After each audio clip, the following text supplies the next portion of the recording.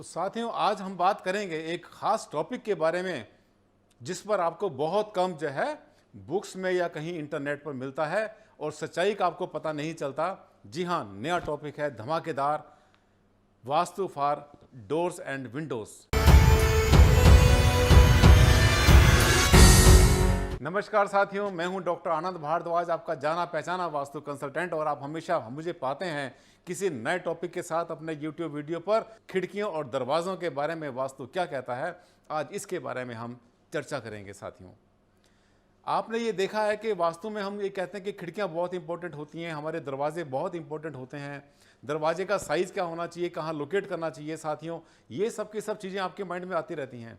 Location तो आपको बहुत आराम से मिल जाएगी कि कहाँ पर होना चाहिए हमारा मुख्य द्वार, लेकिन खिड़कियों और दरवाजों की संख्या के बारे में आपको बहुत बड़ा वहम होता है। साथियों, शास्त्रों में लिखा गया है, वास्तु शास्त्र में लिखा है, माया मतम मानसर वास्तु रत्नावली, बहुत सारे ग्रंथ हुए हैं जिनमें बताया गया है कि हमारे घर में दरवाज़ों की संख्या सम होनी चाहिए। सम का मतलब 2, 4, 6, 8, 10, 12 होनी चाहिए। इसी तरह से खिड़कियों के बारे में भी बताया गया है कि खिड़कियों की संख्या भी सम होनी चाहिए। 2, 4, 6, 8, 10, 12, 14 इस तरह से होनी चाहिए, विषम संख्या नहीं होनी चाहिए। ऐसा अगर नहीं है तो वास्तुशास्त्र के अनुसार एक दोष माना जाता है। लेकिन साथियों, आज जो मैं वीडियो बना रहा हूँ ना, ये इस खास पर्पज से बना रहा हूँ कि आज के परिप्रेक्ष्य में, आज के संदर्भ में, आज के रेफरेंस में ये सब चीज़ें बहुत ज़्यादा कॉम्प्लिकेटेड हो गई हैं और इनकी उतनी वैल्यू नहीं रह गई जितनी कभी आदिकाल में रहा करती थी। अब देखिए, सोचिए कि खिड़कियों की संख्या सम क्यों रखी गई थी, क्योंकि और दूसरी बात एक और भी थी, आमने सामने खिड़की होनी चाहिए, आगे पीछे नहीं। आजकल तो एक खिड़की कहीं है, दूसरी कहीं है। शास्त्रों में लिखा गया है कि हर एक खिड़कियों की संख्या सम होनी चाहिए और एक खिड़की दूसरी खिड़की के बिल्कुल आमने सामने रहनी चाहिए। अब सोचिए, इसके पीछे कुछ ना कुछ लॉजिक रहा होगा। पुराने समय में ये पंखे नहीं थे, एसी नहीं थे, आदमी पूरी तरह से नेचर के ऊपर निर्भर था और उस समय पर जो हवा चला करती थी उस हवा के हिसाब से ये जो है, ताकि जो अपनी हवा का आना जाना, क्रॉस वेंटिलेशन चलता रहे। तो अगर 2 खिड़की ईस्ट में है तो 2 खिड़की वेस्ट में लगेंगी, तभी वहाँ पर जो है हवा का संचालन ठीक तरह से होगा। यही इसके पीछे लॉजिक था। आज तो विंडोज़ जो है कितनी लगती हैं, कहाँ लगती हैं, ये तो आज गिनना बहुत मुश्किल है। इसलिए सबसे पहले अपने माइंड से ये गिनती करने वाला जो फंडा है खिड़कियों का, दरवाज़ों का, इसको निकालिए। इसके पीछे एक रीज़न और भी है। आज जो खिड़कियाँ बनती हैं, जो ग्लेजिंग बनती है, एक बड़ी सारी खिड़की बनाई, आप देख रहे हैं मेरे पीछे भी एक विंडो बनी हुई है, ठीक है। एक बड़ी सारी ग्लेजिंग बनती है, उस ग्लेजिंग के अंदर जो है 2 शीशे फिक्स होते हैं, एक ओपनेबल होता है, एक खुलने वाला, एक बंद करने वाला। एक में एग्जॉस्ट लगा दिया जाता है और एक में लगा दिया जाता है एसी, या एसी के लिए वहाँ पर जगह छोड़ दी जाती है और उसके बीच में खाने बने होते हैं, उसमें ग्रिल लगी होती है। अब दिखा दो मुझे गिन के कितनी खिड़कियाँ हैं ये। यानी जो खिड़की खुलती ही नहीं, क्या उसे खिड़की माना जाएगा? या जहाँ पर आपने वीडियो अपना जहाँ पर कि आपने जो है अपना एसी लगाया है, क्या उसको खिड़की मानेंगे? जहाँ एग्जॉस्ट लगाया है, क्या उसे खिड़की मानेंगे? इसलिए खिड़कियों की संख्या का गिनना जो है ये बिल्कुल बेईमानी हो चुका है। गिनना चाहें गिने, आप सम संख्या रखें, कोई समस्या नहीं है, मुझे कोई इसमें एतराज नहीं है, लेकिन आप गिन नहीं पाएंगे अब, और खिड़कियों की संख्या गिनते गिनते फंस जाएंगे। क्या एग्जॉस्ट को खिड़की मानेंगे? क्या वो उस जगह को खिड़की मानेंगे जहाँ पर आपने कूलर लगाया था? ये आपके ऊपर निर्भर करता है। इसी तरह से जो दरवाजे होते हैं, दरवाजों की संख्या के बारे में भी ऐसी होता था। अब दरवाजों की संख्या कैसे गिनेंगे? आगे पीछे हो, राइट लेफ्ट हो, वो जो ऊपर ममटी में लगा रखा है आपने अपनी सीढ़ी के ममटी में, क्या उस दरवाजे को काउंट करेंगे? क्या एक दरवाजे के साथ में आपने जाली का दरवाजा लगाया हुआ, क्या उसे काउंट करेंगे आप? क्या 2 पल्ले के दरवाजे लगे, क्या उनको दो काउंट करेंगे, या सिंगल पल्ले को सिंगल काउंट करें? किस तरह से करेंगे? आप बहुत बुरी तरह से फंस चुके हैं। तो इसमें आपने जो है बहुत ज़्यादा परेशान नहीं होना। दरवाज़ों के बारे में, साइज़ के बारे में कहा जाता है कि दरवाजे का साइज़ ये होना चाहिए, वो होना चाहिए, 4 फीट का होना चाहिए, इतना होना चाहिए। दूसरे कहते हैं कि नहीं, 4 का तो अंक शुभ नहीं होता, 4 फीट का तो होना नहीं चाहिए, इसका इतना होना चाहिए। तरह तरह की बातें मिलती हैं, लेकिन शास्त्रों के अनुसार किसी भी दरवाजे की जो ऊंचाई होती है, घर का जो सबसे बड़ा मेंबर है, जिसकी ऊंचाई सबसे ज़्यादा है, उसकी ऊंचाई से 2 बालिश्त ऊंचा होना चाहिए। साथियों, बालिश्त में और उंगल में पहले जो है इसकी मेजरमेंट हुआ करती थी। पुराने समय में ये इंच और फुट और मीटर नहीं हुआ करते थे। तो आज जो कहता है इतने मीटर होना चाहिए, इतने फीट होना चाहिए, इतने सेंटीमीटर, ये सब का सब शास्त्रों से इसका दूर दूर तक कोई लेना देना नहीं है, बिल्कुल भी लेना देना नहीं है। पुराने समय में जो है जो गणना की जाती थी वो उंगल से करती थी, बालिश से करते थे।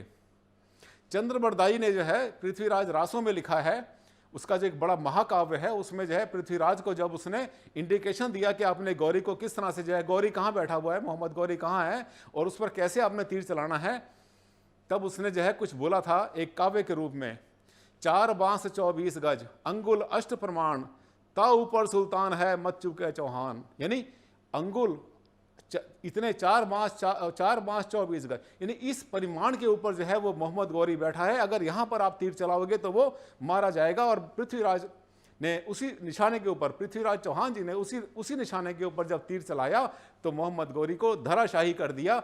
ये हुआ करता था परिमाण। आज के जो है, जो कहा जाता है कि इतने मीटर इतने सेंटीमीटर, ये कुछ भी नहीं होता साथियों। दूसरी बात, एक बहुत बड़ा वहम चल रहा है आजकल दरवाज़ों के बारे में। बहुत से वास्तु वाले कहते हैं दरवाज़ा हमेशा क्लॉकवाइज खुलना चाहिए। अब मुझे आप दरवाज़ा क्लॉकवाइज खोल के दिखा दो, अपने घर का कोई भी दरवाज़ा क्लॉकवाइज खोल के दिखा दो। जब मैं घर के बाहर खड़ा हूँ, मैंने क्लॉकवाइज दरवाज़ा खोल दिया, ठीक है, घर के अंदर आ गया।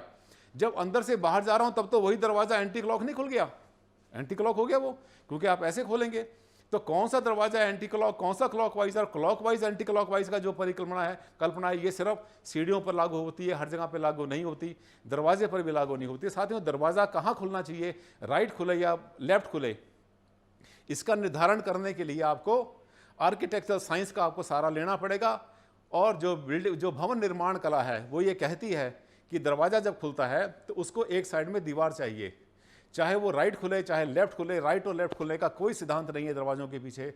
अगर साथ में दीवार नहीं आएगी तो दरवाजे के, तो कमरे के बीच में आपका दरवाज़ा आ जाएगा, लटक जाएगा, कोई औचित्य नहीं है। वो वास्तु करो जो अच्छा लगे, जिसके पीछे कोई ना कोई लॉजिक हो। बिना लॉजिक के वास्तु के बारे में कभी सोचना भी नहीं चाहिए।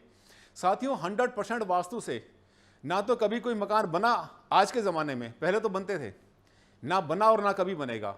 अगर कोई कहता है कि मैंने 100% वास्तु से मकान बना दिया, खिड़की के सामने खिड़की, दरवाजे के सामने दरवाज़ा लगा दिया और इसमें कोई भी डिज़ाइन नहीं बनाया, इसमें कोई गुंबद नहीं बनाया, कोई आर्च नहीं बनाई, इसमें कोई डिज़ाइन नहीं किया मैंने, कोई कट नहीं है, एक्सटेंशन नहीं है, इसमें कोई नीचेज नहीं बनाई, तो इसका मतलब ये मान लेना वो जो 100% वास्तु से बना हुआ मकान है या तो गवर्नमेंट का प्राइमरी स्कूल बना हुआ है या फिर वो धर्मशाला बन गई है। इससे ऊपर कुछ नहीं है। डिज़ाइन तो वास्तु में होता ही कुछ नहीं है। तो अपने माइंड से ये बात निकालो कि दरवाजे का जो साइज़ है किसी इंच या सेंटीमीटर में बंधा हुआ है। आइडली जो है, जो परिमाण पहले का बनता था 2.5 हाथ बाई 5 हाथ, यानी 2.5 फीट चौड़ा और 2.5 हाथ चौड़ा और 5 हाथ ऊंचा आपके दरवाजे का एक नॉर्मल साइज मुख्य द्वार का माना जाता था। 1 हाथ 18 इंच का होता है। अब 2.5 हाथ कितने का हो गया, 18 दूने 36 और उसके बाद में आप इसके अंदर 9 इंच और जोड़ दें, 36 और 9 45 इंच, लगभग 45 इंच। 2.5 हाथ जो है, जो घर का मुखिया होता है उसके हाथ को नाप लें, 2.5 हाथ गुणा 5 हाथ, यानी 1:2 साइज का अगर जो मुख्य द्वार बनता है तो सबसे अच्छा बनता है। और शास्त्रों के अनुसार अगर उसको 2 पल्ले का बना दें तो सबसे बढ़िया है।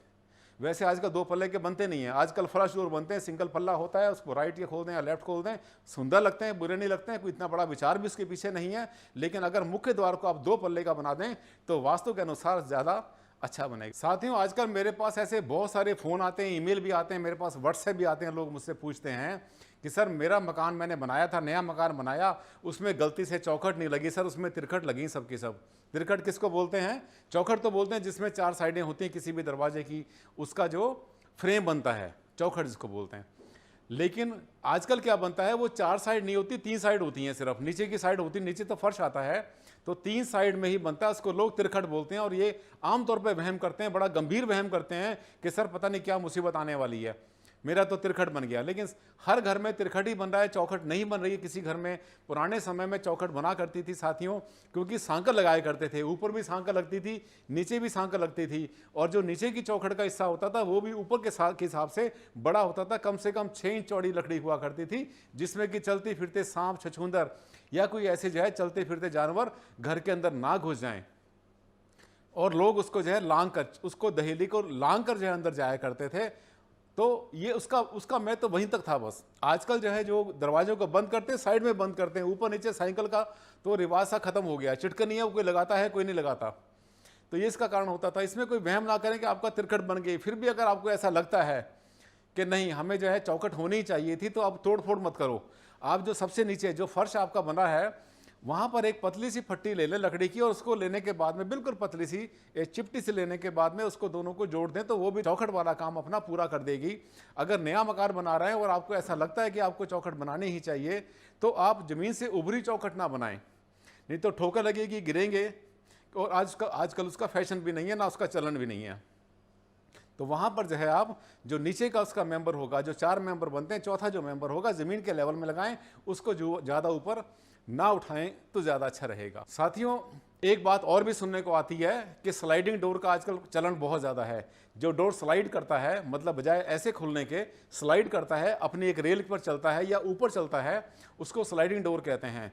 उसके बारे में भी 60, 70, 80% मेरे पास जो फ़ोन आते हैं वो यही पूछते हैं कि सर हमें किसी ने कहा है कि स्लाइडिंग डोर तो वास्तु के हिसाब से होना ही नहीं चाहिए, हमने तो स्लाइडिंग डोर लगा दिया, हमारे पास जगह नहीं थी, हमें दीवार के साथ में स्लाइड करना पड़ा। साथियों, इसमें भी कोई वहम ना करना। स्लाइडिंग डोर को अच्छा नहीं माना जाता, वास्तु के अनुसार उसके पीछे कारण समझ लेंगे तो आपके मन से वहम निकल जाएगा। इसके पीछे कारण ये होता था, जो स्लाइडिंग डोर पहले हुआ करते थे, अब से 10-20 साल पहले बनते थे, वो जो है बहुत अच्छी क्वालिटी के नहीं होते थे और दरवाजे सरकते हुए जो है आवाज़ करते थे, चूं चूं की आवाज़ें करते थे। और कोई भी दरवाज़ा खोलते या बंद करते समय अगर चूं चूं की आवाज़ करता है, क्रीक की स्क्रीच की आवाज़ करता है, तो वो दरवाज़ा जो है वो नेगेटिव माना जाता है। साथियों, जितने भी भूतों की फिल्म होती है ना, जितनी भी मतलब ऐसी डरावनी फिल्म होती है, उसमें सबसे पहले एक गेट खुलता है चूं चूं की आवाज़ के साथ, उसके साथ में चमगादड़ उड़ने शुरू कर देते हैं, उल्लू उड़ने शुरू हो जाते हैं, और वहाँ से शुरू होती है वो भयानक, हॉरिबल जिसको मूवी बोलते हैं हम, टेरर फिल्म जिसको बोलते हैं, वो शुरू होती है। तो वो जो कोई भी चीज़ अगर चीख के खुलती है, चीख के बंद होती है, दरवाज़ा खास तरीके से, तो नेगेटिव माना जाता है। आज की डेट में जो दरवाजे स्लाइडिंग डोर बनते हैं, उनकी क्वालिटी इतनी अच्छी है कि वो कोई भी जो है चूं चूं करके नहीं खुलते, ना बंद होते हैं। और अगर होता भी, उसमें अगर ऑयलिंग ग्रीसिंग आप समय समय पर करते रहेंगे तो आप जो है स्लाइडिंग डोर लगा सकते हैं, उसमें घिसटने वाली कोई बात नहीं है। अपने मन से वहम निकालें, आपकी जगह को यूज़ करें, आप जो मॉडर्न इंजीनियरिंग है उसका लाभ लें तो ज़्यादा अच्छा रहेगा। आप जो है अगर किसी भी बात का लॉजिकल अगर आप जो है एप्लीकेशन नहीं जानते हैं, तो इसका मतलब ये होता है कि आप जो है उसको कभी भी आप अपनी लाइफ में ठीक तरह से अप्लाई नहीं कर सकते, हमेशा वहम में घिरे रहेंगे। दोस्तों, अगर आपको मेरे वीडियोस पसंद आते हैं और लगता है कि मैं बहुत लॉजिकल बात करता हूं, आपको समझाने की कोशिश करता हूं ठीक उसी तरह से जैसे स्कूल टीचर जो है बच्चों को समझाता है, मेरा ऐसा मानना है कि आपको ये जो मेरे जितने भी मेरे चैनल्स हैं, इनको आपको चैनल को सब्सक्राइब करना चाहिए, मेरे वीडियोज़ को आपको शेयर करना चाहिए एक दूसरे के साथ में, लाइक भी करेंगे, मेरी हिम्मत बढ़ेगी, हौसला बढ़ेगा मेरा, और मैं आगे अच्छे अच्छे वीडियो बनाऊंगा। अगले किसी वीडियो में फिर से आपसे मिलते हैं किसी बहुत ज़बरदस्त नए टॉपिक के साथ। चलते रहिए, बिल्कुल मत रुकिए, आप देखते रहिए मेरे हर वीडियो को, आपको अपार भंडार मिलेगा नॉलेज का, और हर बात के पीछे मिलेगा कोई ना कोई लॉजिक। अगले वीडियो तक के लिए हमें विदा दें, तब तक के लिए नमस्कार, धन्यवाद, thank you very much and take care.